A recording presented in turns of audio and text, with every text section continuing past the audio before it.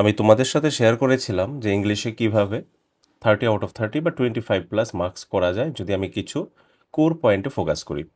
এবং ওই ভিডিওতে অনেকেই কমেন্ট করেছিল যে আমাদের ইংলিশ সিলেবাস বা ইংলিশ কোশ্চেনে আউট অফ 30 10 মার্কস যেহেতু প্রোজ অ্যান্ড পোয়েট্রির কম্প্রিহেনশন থেকে আসে, ওই কম্প্রিহেনশনটাকে কীভাবে আমরা সলভ করব বা কম্প্রিহেনশনকে সলভ করার কোনো পদ্ধতি বা প্রসেস আছে কিনা। অ্যাকচুয়ালি এই 10 নাম্বার ভীষণ ভ্যালুয়েবল আমাদের জন্য, কারণ এই 10 নাম্বারই না ইংলিশ পেপারে অনেকে নাম্বার পায় না। আর এই 10 নাম্বারে যদি আমি সামান্য একটু ফোকাস করি, কিছু ট্রিক টিপস আমি ফলো করি, কিছু কি ওয়ার্ডে আমি ফোকাস করি, দেন আমি কম্প্রিহেনশনে কিন্তু 7 8 9+ মার্কস স্কোর করা যায়। এবং এটা প্রিভিয়াস ইয়ারও করা গেছে অনেকের দ্বারা এবং খুব ইজিলি করা গেছে। তো আজকে তোমাদের সাথে আমি শেয়ার করব কিছু সায়েন্টিফিক টিপস, যেগুলি তুমি ফলো করলে অবশ্যই কম্প্রিহেনশনে হয়তো 10 আউট অফ 10ও পেয়ে যেতে পারো। ওকে, তো কম্প্রিহেনশন যেহেতু আনসিন সিন আসতে পারে, তোমাদের কাছে টাফ লাগতে পারে যাদের ইংলিশে বেসিক দুর্বল, বা যাদের ইংলিশে বেসিক দুর্বল তারাও এই প্রসেস বা এই টিপগুলি ফলো করবে, দেখবে অবশ্যই কম্প্রিহেনশন সলভ করতে পারবে। এবং তোমরা অবশ্যই এই ভিডিওটা দেখার সময় যে পয়েন্টগুলির কথা বলা হচ্ছে সেই পয়েন্টগুলি নোট ডাউন করবে এবং সেগুলির উপর কাজ করবে। যখন যখন কম্প্রিহেনশন সলভ করবে বা প্র্যাকটিস করবে, এই পয়েন্টগুলোর উপর কাজ করবে। কি সেই পয়েন্ট? চলো, নাম্বার 1, ডোন্ট প্যানিক। প্রথম কথা হচ্ছে, আমরা কম্প্রিহেনশন দেখার পর একটা বড় যখন আমরা দেখি, তখন আমাদের মধ্যে একটা টেনশন তৈরি হয়, একটা প্যানিক তৈরি হয়। আমি এত বড় প্যাসেজ কখন পড়বো, কখন শেষ করব, বা এটার মিনিং সবগুলি ওয়ার্ডের মিনিং তো আমি জানি না, আমি তো ইংলিশে দুর্বল, আমার ভোকাবুলারি পাওয়ার কম। তো প্রথম শর্ত হচ্ছে ডোন্ট প্যানিক। কোনো রকম ফিয়ার ফিল করতে পারবে না। ওকে, ডোন্ট ট্রান্সলেট এভরি সেন্টেন্স। আমরা অনেক সময় কি করি, পরীক্ষাতে ওই প্যাসেজটা দেখার পরে প্রত্যেকটা সেন্টেন্সকে ট্রান্সলেট করার চেষ্টা করি, বেঙ্গলি মিনিং বের করার চেষ্টা করি। এবং এই ক্ষেত্রে যখন 4টা 3টা সেন্টেন্স করার পরে আমি দেখি যে না, আমার দ্বারা আর হচ্ছে না, তখন কিন্তু আমি প্যাসেজটাকে স্কিপ করে দিই। বা হয়তো পুরোটাকে একবার পড়ি, পড়ার পর আমার ফিল হয় যে আমি এতক্ষণ কি পড়লাম। Use a strategy. এই জায়গায় আমাদের একটা স্ট্র্যাটেজি সেট করতে হবে, ফলো করতে হবে, যাতে আমি ভালো রেজাল্ট করতে পারি। তো আমার প্রথম শর্ত হচ্ছে, প্যাসেজ দেখার পরে প্যানিক হলে হবে না। একদম কাম থাকতে হবে, শান্ত থাকতে হবে, একটু স্মার্ট হতে হবে যে আমি আজকের এই প্যাসেজটাকে সলভ করবই। দেখো, আমাদের মধ্যে অনেকেই না, যখন আমরা প্যাসেজ সলভ করবি, এটা আমাদের একটা সহজাত প্রবৃত্তি যে আমরা প্রথমত প্যাসেজটাকে শুরু থেকে শেষ পর্যন্ত পড়ি, প্রত্যেকটা ওয়ার্ডের মিনিং খোঁজার চেষ্টা করি। তারপর প্যাসেজ যখন পড়া শেষ হয়, তখন গিয়ে ভাবি আমি কি পড়লাম এতক্ষণ। ঠিক? তো এক্সাম হলে আমাদের লিটারেরি অ্যানালাইজ করতে হবে না, আমাদের কাজ হলো শুধু আনসারটা খুঁজে বের করা। বোঝা গেল ব্যাপারটা? এবং সেটা কিন্তু আমরা খুব ইজিলি করতে পারি। So don't read passively, read with a purpose.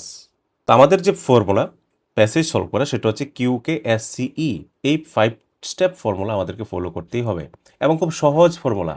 ফর্মুলার নাম শুনে কেউ ভয় পেও না, খুব সহজ ফর্মুলা। আমি একে একে এই ফর্মুলাটা আমি তোমাদের সাথে শেয়ার করছি। নাম্বার 1, কিউ, তার মানে কোয়েশ্চেন ফার্স্ট। তোমার কাজ কী হবে? প্যাসেজ আগে পড়ে? No, read the question first. প্রথমত প্রশ্নগুলিকে একটু একটু ভালো করে দেখে নাও, যে অ্যাকচুয়ালি আমি যখন এই পুরোটা প্যাসেজে আমি দেখব, তখন আমি কোন জায়গাগুলিতে ফোকাস করব। তার মানে আমার কোর এরিয়াস সবসময় মাথায় রাখবে, কোর এরিয়াস আমাকে ফোকাস করতে হবে। তাহলে কোশ্চেনগুলি আমাকে আগে দেখতে হবে, তারপর দেখতে হবে আমার এই প্যাসেজ থেকে কোন জায়গাগুলি খুঁজে বের করা উচিত অ্যাকর্ডিং টু কোশ্চেন। ওকে, তো আমার ফার্স্ট মিশন কি? শুধুমাত্র কোয়েশ্চেন, প্রশ্ন আমার হচ্ছে মিশন। প্রশ্নটাকে ভালো করে ওই প্যাসেজের সাথে রিলেট করা, কোন জায়গাতে এটা আছে সেটাকে মার্ক করা, এটাই হচ্ছে আমার প্রথম কাজ। তো প্রথমত আমাদের কি ফলো করতে হবে? আমরা প্রথমত কোশ্চেন দিকে নজর দেব। Number 2, find the keywords. তারপর ওই কোশ্চেনের সাথে এবার কিছু কিওয়ার্ড থাকবে স্যার ওই প্যাসেজের মধ্যে, যে ওই কোশ্চেনের সাথে ম্যাচ করছে। কোন জায়গাটা ম্যাচ করছে ওই জায়গাটাকে আন্ডারলাইন করো, ওই কোশ্চেন নাম্বারের সিরিয়াল অনুযায়ী মার্কিং করো, যেন সেকেন্ড টাইম এই জায়গাতে তুমি ফোকাস করতে পারো। Identify the important words, search for those words in the passage. কোশ্চানে দেওয়া আছে এরকম কিছু ওয়ার্ড, প্যাসেজের কোথায় দেওয়া আছে ওই জায়গাটাতে ফোকাস করো। ডোন্ট সার্চ এভরিথিং, সব কিছু প্যাসেজে পাবে না এবং সার্চ করবেও না। একটা এক্সাম্পল দেওয়া আছে সহজ, why did the boy leave the village. এই কোশ্চেনের আনসার তুমি পাবে কোন জায়গায়? যেখানে কিওয়ার্ড থাকবে হয়তো বয়, নয়তো লিভ, নয়তো ভিলেজ, এরকম কিছু কিওয়ার্ড তোমার প্যাসেজের মধ্যে দেওয়া থাকবে এবং তুমি ওই জায়গাতেই ফোকাস করবে। Number 3, S S for scan, don't read. Or reread, বারবার বারবার 3বার 4বার প্যাসেজেস পড়তে পড়তে সময় নষ্ট হয়। পরীক্ষাতে এত সময় আমার কাছে থাকে না। সেই জায়গায় কী করতে হবে? স্ক্যান করতে হবে। কোন জায়গায় এটা? ওই যে কিওয়ার্ডগুলো আমি মার্ক করলাম, এই জায়গাটাকে স্ক্যান করতে হবে। এই জায়গার আগের 2-4টা ওয়ার্ড বা একটা সেন্টেন্স, পরের একটা সেন্টেন্স, ওই জায়গায় কী বলা হচ্ছে, ওই জায়গায় যা বলা হচ্ছে সেটা আমার কোয়েশ্চেনের সাথে ম্যাচ করছে কিনা, ওই কিওয়ার্ডটাতে ফোকাস করতে হবে। Stop at the relevant part, exact প্রশ্নের সাথে ম্যাচ করছে যে জায়গায়, ওই রিলেভেন্ট পার্টে আমাকে থামতে হবে। ইয়েস, আমার আনসারটা এখানে আছে। অর্থাৎ এখান থেকে এবার তোমাকে কনসেপচুয়ালি বুঝতে হবে যে আনসারটা কী হবে। Read the surrounding sentence carefully, ওই যেটা বললাম, সেন্টেন্সের আগের 1-2 সেন্টেন্স আর ওই কিওয়ার্ডের পরের একটা বা দুটো সেন্টেন্স তোমাকে পড়তে হবে, দেখতে হবে কোশ্চেনের সাথে এখানে আনসারের রিলেশন আছে কিনা। Next, context, see for context. তো কনটেক্সট কি? আমরা অনেক সময় প্যাসেজ পড়ে ওই প্যাসেজের এক্স্যাক্ট ওয়ার্ডের মিনিং খোঁজার চেষ্টা করি। বাস্তবে প্যাসেজে কিন্তু কনটেক্সটের অ্যাকর্ডিং আমার মিনিং আসবে। ওই ওয়ার্ডের একটা মিনিং থাকতে পারে অন্য, কিন্তু এই প্যাসেজে ওই ওয়ার্ডটা কোন অর্থে ব্যবহার হয়েছে সেটা আমাদেরকে বুঝতে হবে। তো ডিফিকাল্ট ওয়ার্ড ইউজ কনটেক্সট। তুমি ডিফিকাল্ট ওয়ার্ডের মিনিং বুঝো না, তো সবগুলি ওয়ার্ডের মিনিং তো বুঝবে না, তখন তোমাকে কনটেক্সট পড়তে হবে, অর্থাৎ এই জায়গাতে কি বলা হচ্ছে। তারপর দেখবে তুমি ইজিলি রিলেট করতে পারবে। কেমন? এখানে দেওয়া আছে, ধরো the old man was frail and could barely walk. ফ্রেইলের মিনিং তুমি জানো না। পরের জায়গাটা কি আছে? অ্যান্ড কুড বেয়ারলি ওয়াক, হাঁটতে পারতেছে না। তো যেহেতু হাঁটতে পারছে না, সে জায়গায় ফ্রেইলের মিনিং কী হবে? ফ্রেইলের মিনিং নিশ্চয়ই হবে উইক, দুর্বল বা শরীর অসুস্থ। এইভাবে মিনিং খোঁজার চেষ্টা করতে হবে। Next, E for eliminate. এখন যেহেতু আমি প্যাসেজ কোশ্চেনের সাথে প্যাসেজকে রিলেট করলাম, তাহলে আমার 25-30% কাজ সহজ হয়ে গেল।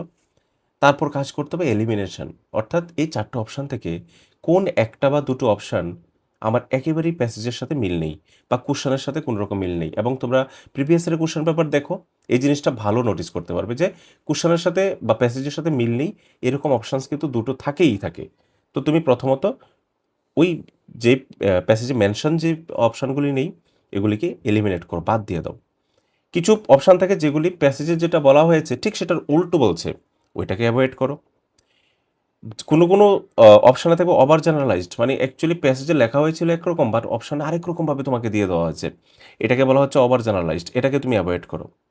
অনলি এ মাইনর ডিটেল, শুধুমাত্র প্যাসেজের সাথে কোন জায়গাটা ম্যাচ খাচ্ছে ওই জায়গাটাকে ফোকাস করো। তার মানে এলিমিনেট করো, চুজ করো, আনসার করো।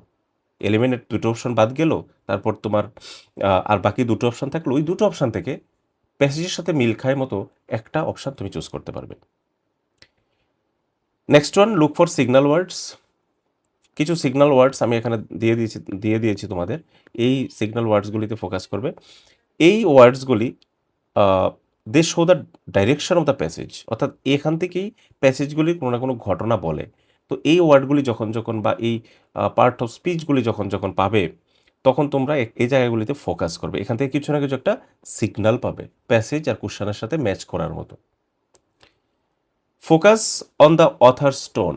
মনে রাখতে হবে প্যাসেজে স্টোরিটা এমনভাবে দেওয়া আছে, তোমার কাছে মনে হতে পারে এটা একটা সিম্পল স্টোরি, বাট অ্যাকচুয়ালি ওই প্যাসেজে ওই যে প্যাসেজের রাইটার বা ওই পোয়েট্রির যে পয়েট, উনি কী বলতে চেয়েছেন, এই জিনিসটা মাথায় রাখতে হবে। অর্থাৎ অথার্সের টোনটা তোমার মাথায় রাখতে হবে, যিনি লিখেছেন তিনি কি বোঝাতে চেয়েছেন, এটার মিনিং কি। সেন্টেন্সের বা প্যাসেজের একটা ওভারঅল মিনিং থাকে একরকম, বাট এটার যে কোর মিনিং এটা কিন্তু ডিফারেন্ট থাকে। এবং তোমরা প্রিভিয়াস ইয়ার সলভ করলে বুঝতেই পারবে। আমি তোমাদের জন্য নিয়ে আসবো প্রিভিয়াস ইয়ার, তোমাদের যদি লাগে কমেন্টে বলবে।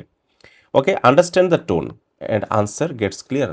তুমি যদি টোনটা ভালো করে বুঝতে পারো, তোমার কাছে আরও সহজ হয়ে গেল অপশানস থেকে আনসার খুঁজে বের করার।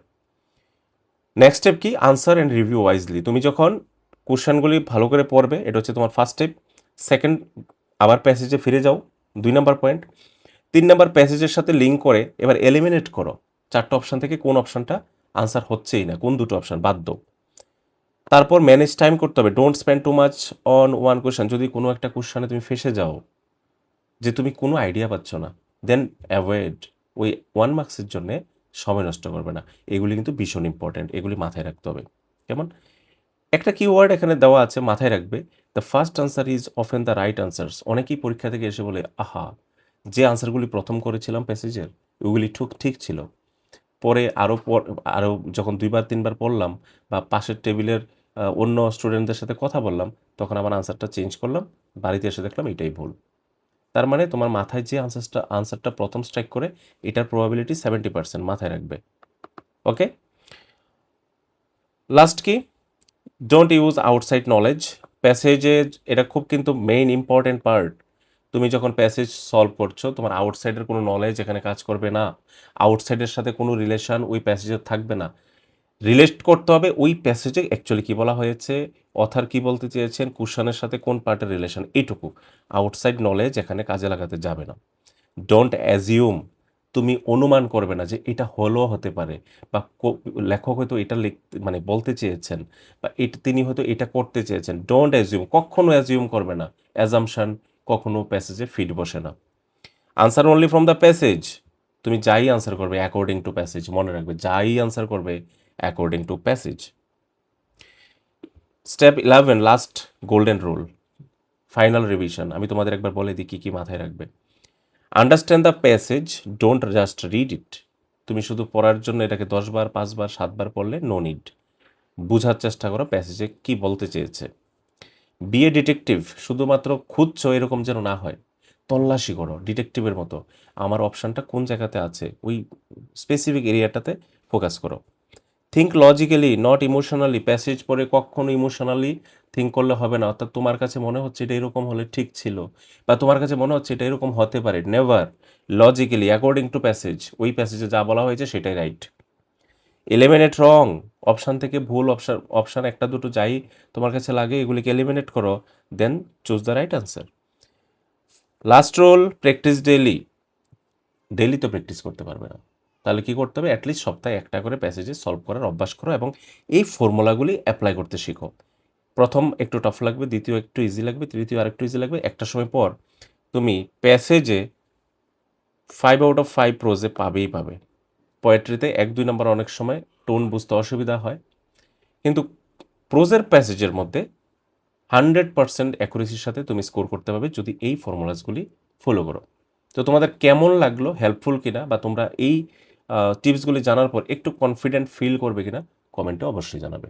আর নেক্সট কোন টপিকে তোমাদের প্রবলেম আছে, যদি কোনো প্রবলেম থাকে প্রিপারেশনাল স্টেজে, অবশ্যই বলবে, আমি সেই টপিকেই কাজ করার চেষ্টা করব।